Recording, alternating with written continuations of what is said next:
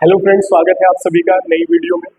और आज हम उत्तराखंड के सबसे महत्वपूर्ण तंत्र के बारे में बात करेंगे, जो कि है काली नदी तंत्र। और पेपर में इससे बहुत सारे प्रश्न बनते हैं, क्योंकि सबसे बड़ा नदी तंत्र है और काली नदी जो है उत्तराखंड की सबसे बड़ी नदी भी है, सबसे ज्यादा जो है इसका बहने का जो है क्षेत्र है। तो इसके बारे में आज जो है बात करेंगे इस वीडियो में। ठीक है, सबसे पहले शुरुआत कहाँ से होती है, उद्गम स्थान कहाँ से है, तो उसके बारे में चर्चा कर लेते हैं। ठीक है, तो देखो, काली नदी को जो है काली गंगा के नाम से भी जाना जाता है और इसका जो उद्गम स्थान है वो उत्तराखंड के पिथौरागढ़ जनपद से होता है। कुमाऊं की एक प्रसिद्ध नदी भी है। ठीक है, अब ये समझना है कि ये नदी दो ही जनपदों में प्रभावित होती है, एक तो पिथौरागढ़ में और दूसरा चंपावत में। उसके बाद ये नेपाल में चली जाती है और नेपाल में जाकर इसका नाम शारदा हो जाता है। ठीक है, तो दूसरा बड़ा महत्वपूर्ण चीज है कि जब नदी जो है निकल कर चलती है, सबसे पहले हम देख लेते हैं कि कहाँ से निकलती है। तो देखो, पिथौरागढ़ जनपद में श्रेणी है जैक्सर पर्वत श्रेणी। कौन सी है? जैक्सर पर्वत श्रेणी है। जैक्सर पर्वत श्रेणी के पास में जो है लिपुलेख दर्रा है।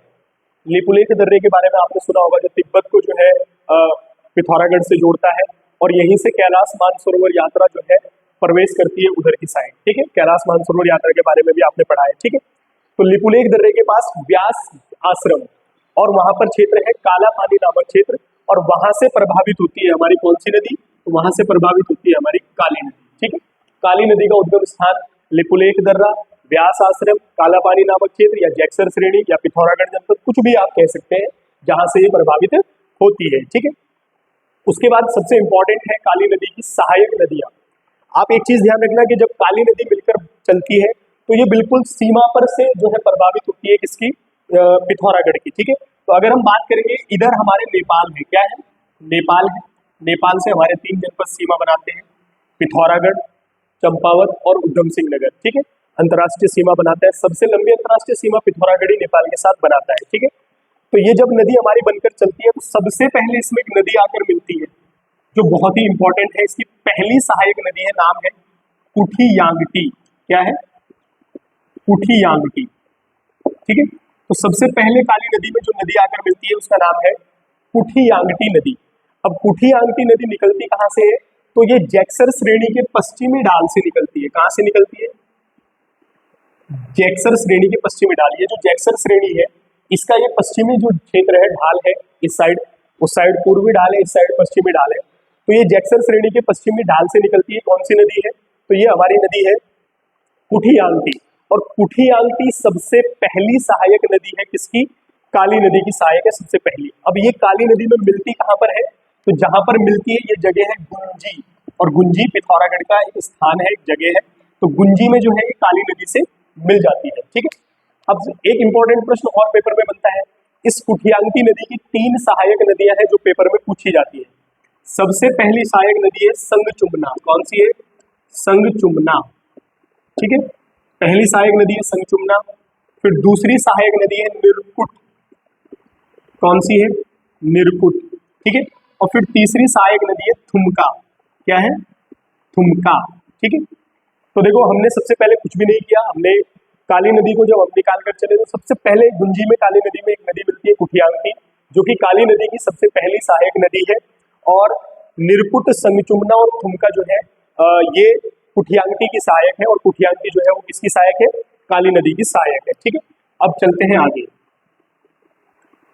अब आगे बढ़ने पर इसमें एक नदी आकर मिलती है जिसका जो बहुत ही इंपॉर्टेंट नदी है। आगे बढ़ने पर इसमें एक नदी आकर मिलती है जो बहुत ही इंपॉर्टेंट नदी है। ठीक है, उसके बारे में हम बात कर लेते हैं।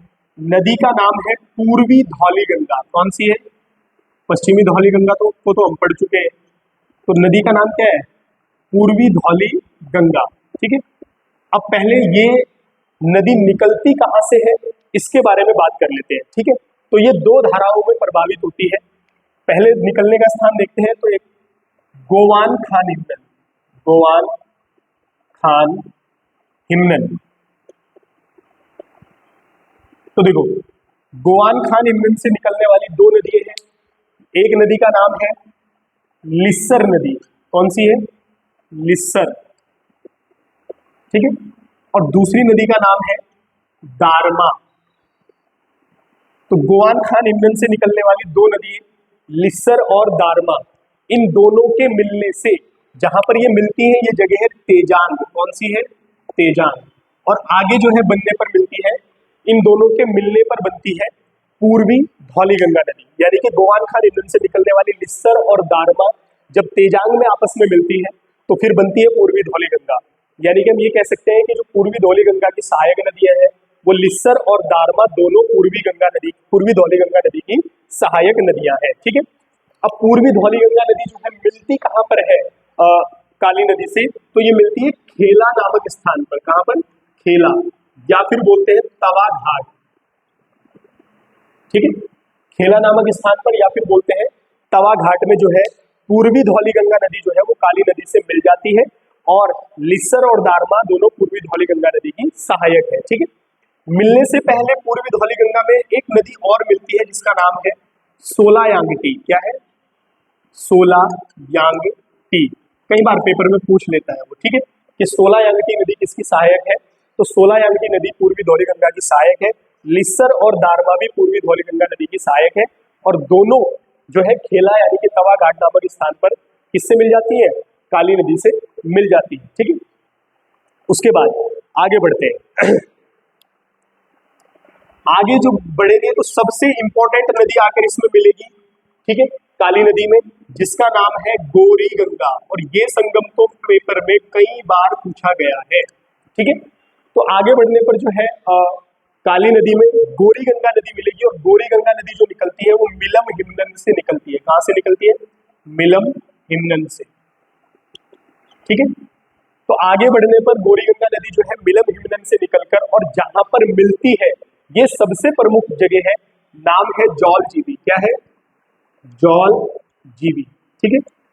अब देखो ध्यान से, ये पेपर में पूछा जाता है कि काली और गौरी नदी का संगम कहां पर होता है?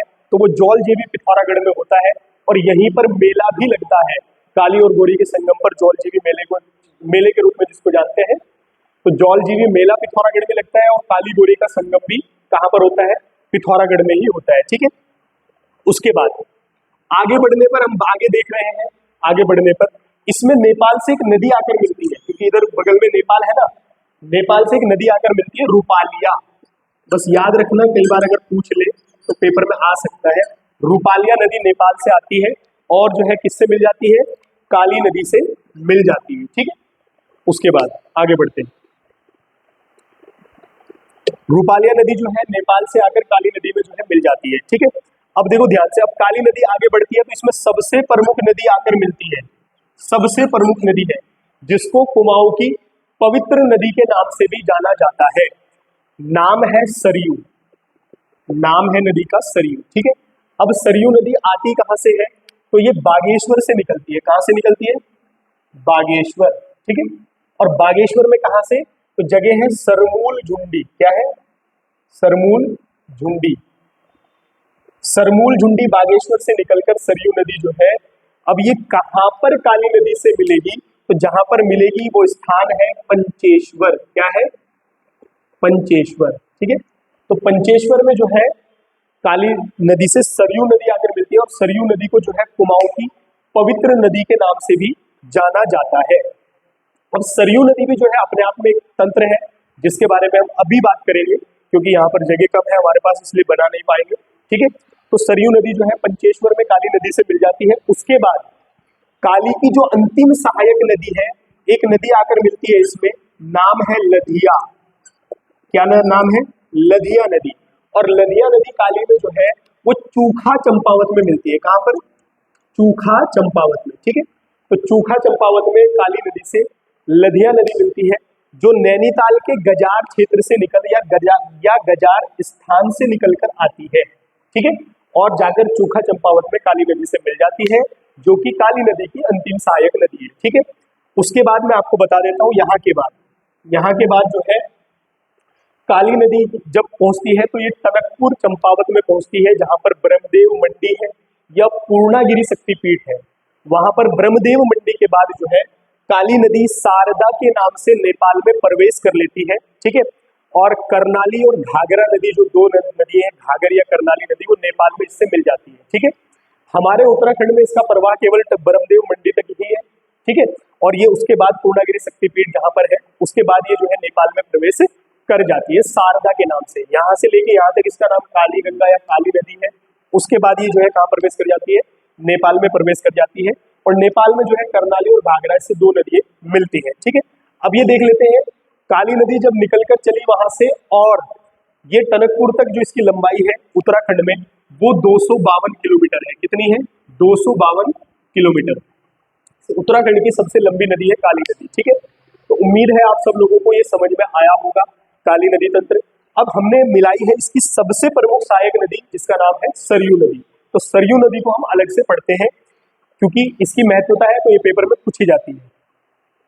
देखो हमने अभी बात की थी इसके बारे में। सरयू नदी जो है एक प्रमुख सहायक नदी है काली नदी की। ठीक है, तो जब प्रमुख सहायक नदी है तो इसको अलग से पढ़ते हैं। ठीक है, तो सबसे पहले हमने अभी बात की थी कि सरयू नदी का जो उद्गम स्थान है वो बागेश्वर के सरमूल झुंडी से निकलकर चलती है हमारी कौन सी नदी? सरयू नदी। ठीक है, तो इसको निकालने का प्रयास करते हैं, यहाँ से निकाल कर लेकर चलते हैं। ठीक है, तो सबसे पहले जब सरयू नदी निकलकर चलती है, हमने कहा ये कुमाऊं की एक पवित्र नदी है, तो सबसे पहले इसमें एक नदी आकर मिलती है जिसका नाम है गोमती। और ये बहुत ही इंपॉर्टेंट सहायक नदी है इसकी। कौन सी नदी है? गोमती नदी। ठीक है, तो सरयू नदी की सहायक है गोमती नदी जो कि देबरा श्रेणी से निकलकर आती है। कहाँ से?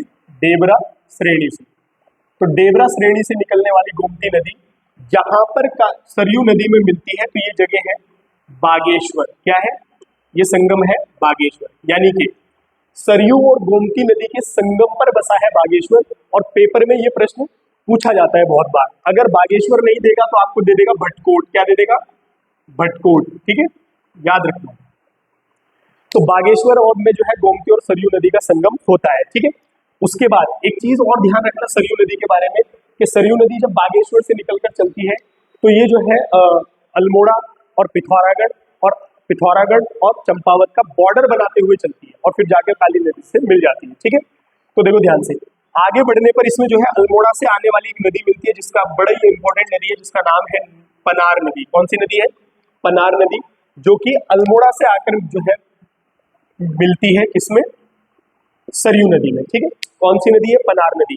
अब ये जहां पर दोनों मिलते हैं पनार और सरयू नदी का जहां पर संगम होता है इस स्थान को जाना जाता है काकरी घाट के नाम से। किससे? काकरी घाट। और इंपॉर्टेंट है काकरी घाट, इसको उत्तराखंड का बोध गया भी कहा जाता है काकरी घाट को। ठीक है, उसके बाद आगे बढ़ने पर इसमें जो है एक नदी आकर मिलती है पिथौरागढ़ क्षेत्र से। ठीक है, आगे बढ़ने पर इसमें एक पिथौरागढ़ क्षेत्र से आने वाली नदी का नाम है पूर्वी रामगंगा। ठीक है, पश्चिमी रामगंगा हमने गढ़वाल में पढ़ी थी और पूर्वी रामगंगा की हम बात यहाँ कर रहे हैं। ठीक है, तो इसमें जो है एक नदी आकर मिलती है जो कि पॉन्टिंग हिमनन से निकलती है। कहाँ से निकलती है? पॉन्टिंग हिमनन से। ठीक है, तो पॉन्टिंग हिमनन से निकलने वाली पूर्वी रामगंगा नदी जो है सरयू नदी से जहां पर मिलती है तो ये जगह है रामेश्वर तीर्थ। रामेश्वर तीर्थ। तो जो है पूर्वी रामगंगा नदी जो है रामेश्वर तीर्थ में जो है सरयू नदी से मिल जाती है। ठीक है, अब ये जो है आगे बढ़ती है और आगे बढ़ने पर जो है ये जगह है जिसके बारे में हमने अभी काली नदी के बारे में भी बात की थी। जगह है पंचेश्वर। क्या है? पंचेश्वर। ठीक है, और पंचेश्वर में ही जो है ऊपर से आ रही है कौन सी नदी? काली नदी। और ये काली नदी में मिल जाती है। किसमें मिल जाती है? काली नदी में मिल जाती है सरयू नदी। ठीक है, तो सरयू नदी का तंत्र यही था। सबसे पहले हम निकली है यहाँ से गोमती नदी मिली, इसमें बागेश्वर में पनार मिली, काकरी घाट में पूर्वी रामगंगा मिली, रामेश्वर तीर्थ में, और ये खुद जो है काली नदी से पंचेश्वर में क्या हो जाती है? मिल जाती है। ठीक है, अब यहाँ से जहाँ से निकलती है और पंचेश्वर तक इसकी जो कुल लंबाई है उत्तराखंड में वो 146 किलोमीटर है। कितने किलोमीटर है? 146 किलोमीटर है। तो इस वीडियो में हमने दो नदी तंत्रों की बात की है। सबसे बड़ा नदी तंत्र उत्तराखंड का वो है काली नदी तंत्र, जिसके बारे में हमने बात की, उसकी सहायक नदियों की बात की, उसकी लंबाई की बात की। उसके बाद उसकी एक मुख्य सहायक नदी थी सरयू, जिसको कुमाऊं की पवित्र नदी के नाम से भी जाना जाता है। ठीक है, तो उसको हमने पढ़ा है। वो नदी निकलकर चलती है और जो है पंचेश्वर में काली नदी से मिल जाती है। उसकी सहायक नदियों की भी हमने बात की थी। अब कुछ और नदी बची है जिनके बारे में पेपर में आता है, तो उनके बारे में हम अगली वीडियो में बात करेंगे।